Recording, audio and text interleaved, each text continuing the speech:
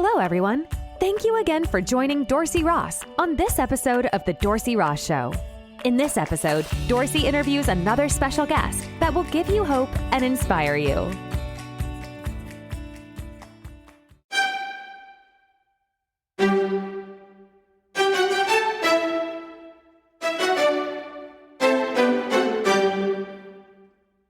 Hello, everyone. Thank you again for joining me on another episode of the Dorsey Ross Show. Today we have a special guest with us, as all of our guests are special. And today we have Shawn Harper, who is a former NFL offensive lineman who played a total of 7 seasons with the Rams, the Oilers, the Colts, and the NFL Europe. Since 2004, he has owned and operates American Services and Protection, which is a multi-million-dollar security services firm headed in Columbus, Ohio. His journey from the grit and sweat of the NFL locker room to the corporate culture of the boardroom proved that he could win in both roles by using many of the same principles and strategies. Shawn, thank you so much for joining me on the show today. You know what? Thanks for having me. Let's have fun today. Let's win and let's be informative. Absolutely. Why not? So Yeah. share with us a little bit about your testimony. Yeah. So it's, like you mentioned, I played about 7 years professional football. And I've traveled, extensively with and without football. I've had great opportunities, great teams like the Rams and the Colts and over in NFL Europe, as well as just being a current business owner of American Services and Protection out of Columbus, Ohio. But my real passion is being able to speak, being able to just pour into people. I believe that people are the greatest resource because when you invest in people, it has the potential of reaping generations of dividends. I love being a blessing to people. I love pouring into people, and I love helping people win from the locker room to the boardroom. Absolutely. And that's, part of the reason what I do is to, pour into people and to encourage people as well.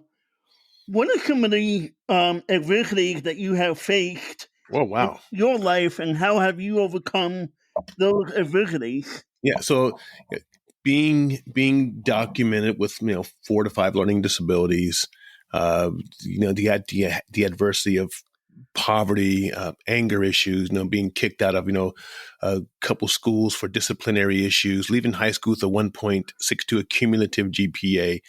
A lot of them might not have been physical, but I tell you what, the mental and psychological scars were just so deep, they cut deep, extremely immense, very painful. Okay? But I was able to overcome that once I realized that the core of who I am is that I'm a winner. And once I begin to lock in the fact that I'm a winner, then I begin to create winning responses. And so that right there has been the secret to the sauce. The secret game is that knowing that I am a winner. And I've been here, and I'm chosen to be here for a season, and I'm chosen to be here for a reason. Life is a game, you play to win. Yep. How do you, with your learning disabilities and all that you have had to overcome, how did you decide to, say, you know what? I don't care what nobody says. I don't care what anybody tells me. I'm going to become a professional NFL football player. It started once I made the decision that, you know what, I might not be successful, but I can win, right? And I know it sounds kind of cliche-ish, but it's just that once I've decided that I'm a winner, that I'm a born winner, now I'm focusing on the fact that I'm a born winner. And now I'm manifesting winning opportunities, because if you change your focus, you can change your life. And you know what? I don't know if you're recording the video as well, but I'm so fired up. I'm leaning all up into this camera right now that I need to back up a bit, right? But yeah, it's so knowing that, born for a season, I'm born for no reason, I'm a winner. Once you make that switch, then you begin to see winning opportunities, attract winning opportunities in your life. You are a winner. And now you begin to draw them towards you. So here's how it works. I'm a winner. Well, what does a winner do? A winner does this, a winner does this, and a winner does that. Great. You're doing that. Why? Because you're a winner. Well, what does a winner do? A winner does this, a winner does this, and a winner is not afraid to walk alone. A winner is not afraid to be embarrassed. A winner is here to win. That's what a winner does. Great. And so once you repeat that over and over again, you begin to notice, then you begin to attract winning opportunities, because that wheel starts to turn. That wheel starts to turn, and now you're attracting and you're manifesting the win in your life. And that is the secret. It works against you, though. I'm a failure. Well, why? Because of this, because of this, because of that. Now you begin to attract failure in your life. I'm a winner. What I hear you saying is that we need to manifest a winning, mindset. Right. And if we have that winning mindset in our mind, we can win. Yes, you will win. We will You win. will win.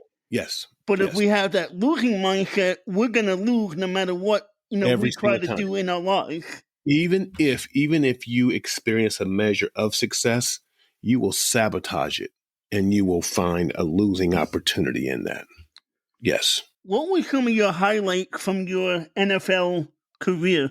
But just playing with great teams, just not a lot of highlights being an actual offensive lineman, right? Or at least, you can't really record the highlights. And so my highlights were derived from the success from other people.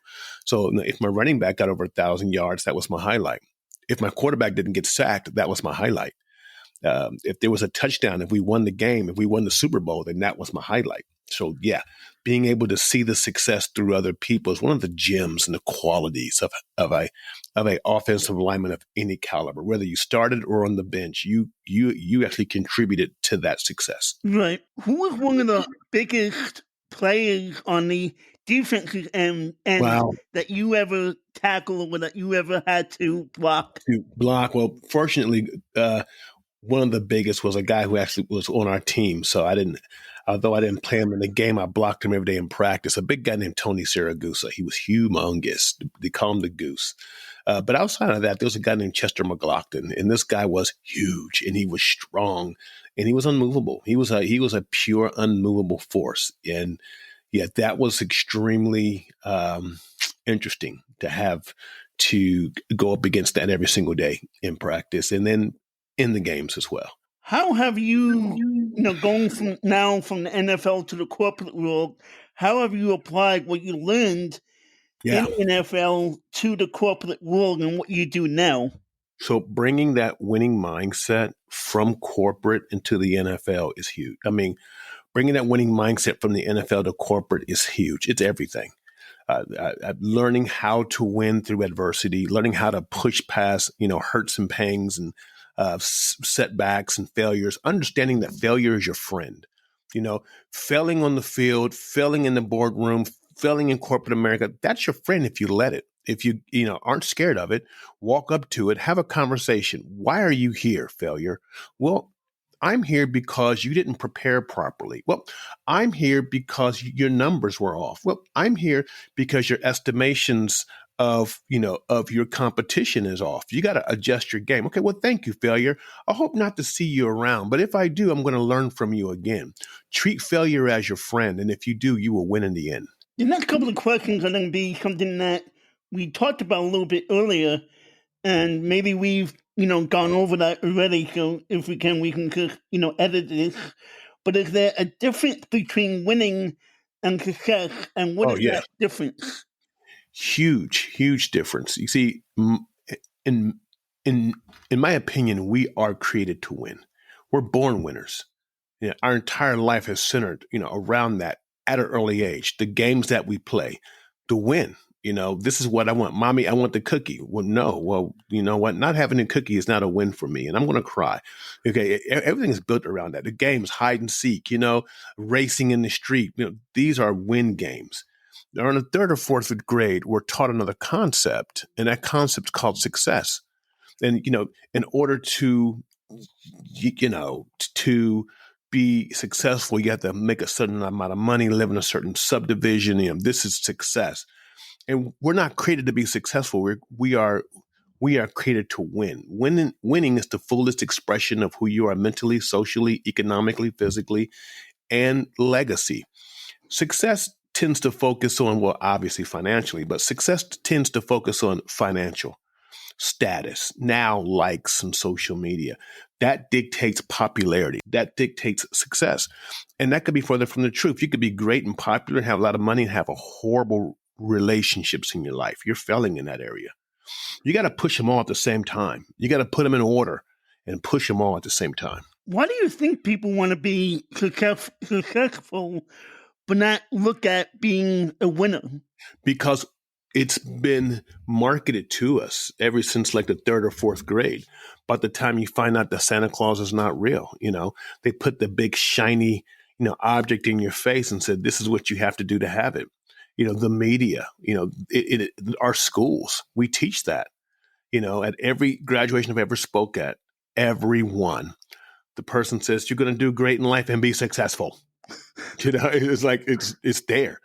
And we're taught success comes a lot through occupation. And occupation comes through, obviously, good grades in college. In the sport world, can you be a winner and at the same time not be a successful athlete? Oh, yeah. You can be a winner and not be a successful person. Like, let me give you an example. There are a number of artists, musicians, painters, which is artist, I'm sorry.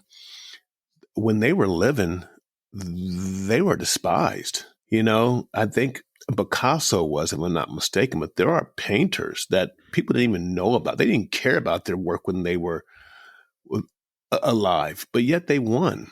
And the manifestation of that win is now everyone wants to have that painting.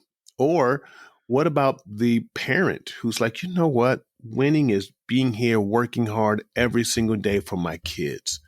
And that person is working hard, he or she, they've sacrificed their life, but now look at their kids. Their kids are, extremely successful. They're popular. They're powerful. That's the win. It's the win deferred, but it's still the win. And so you have to look at it a little bit different. Success teaches you to produce. Winning teaches you to reproduce. And there's a big difference. What are you leaving on the ground? What are you leaving behind? What are you paying life forward with? That, to me, is the win. Yeah. So here's an interesting question I just had in my mind. You're talking about winning and people winning and having a winning lifestyle. What do you think about, we'll talk about football for another minute. Let's talk about Tom Brady. He's called the GOAT, the greatest of all time. And you're shaking your head. Maybe you know where I'm going with this. And he has, some labels on him, because of some of the things that are said about him in a bad way, sometimes with, deflating the football and all this stuff.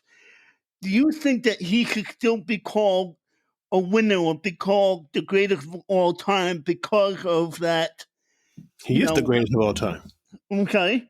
Tom Brady is the greatest of all time for this reason in my book. You go from the New England Patriots, you leave that team, you go to another organization, 11 players on offense, 11 players on defense. This is not basketball. You got 5 guys on the court. You got 11 on offense, 11 on defense, 11 on special teams. You got to win those 3 areas a lot to get to the Super Bowl and win. Then you got the same coaching staff virtually. You get the same cheerleaders probably virtually. You get the same everything, the same ticket guy, the same fans. And you take that team that didn't make the playoffs last year and you take them to the Super Bowl and win that. That's a whole new, at 43 years old. Come on, man.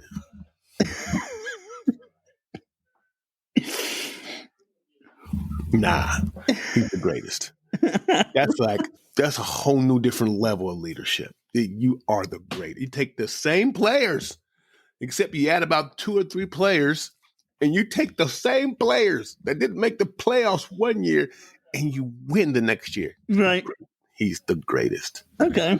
You're the greatest, period. What made you go into the corporate world? You know what? It was having ownership in a company. I was like a silent owner, and my partner was leaving. So I had to, just man up, stand up, and take the business over. And that's exactly what I did. And we've been successful and been running it, winning ever since. A lot of obstacles, a lot of challenges, but we're winning. We're winning. Yeah. Before we go here, what advice would you give to people listening?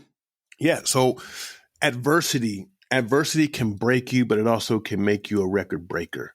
You will have setbacks. You will fail. You will lose. But when you get knocked down, if you can look up, baby, you can get up.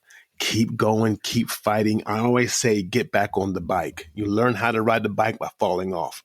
You get back on the bike and you keep pedaling and you keep winning. That's how you win. Thank you. Is there a way for people to, contact you to have them come, to have you come and speak at an event? ShawnHarper.org is my website. And Shawn Harper Speaker on Instagram. Okay. Best way to get in contact with me. Yep. Well, Shawn, thank you so much for your time today and for coming on the show and for speaking to us about your life and about your experiences and about winning, encouraging us that we need to keep winning. Yes. Thank you so much, man. You're awesome. Anytime, hit me up. We'll win. We'll do.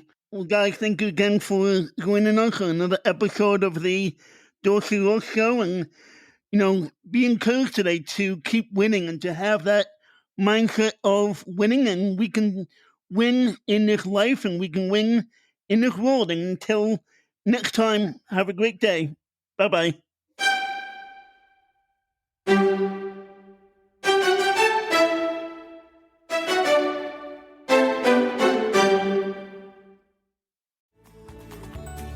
Thank you again for joining Dorsey Ross on this episode of The Dorsey Ross Show. Please like, share, and tell others about the show. Also, please check out the other podcast episodes. And if you would like, donate to this podcast and buy Dorsey a coffee. Thanks again for tuning in, and we'll catch you in the next episode.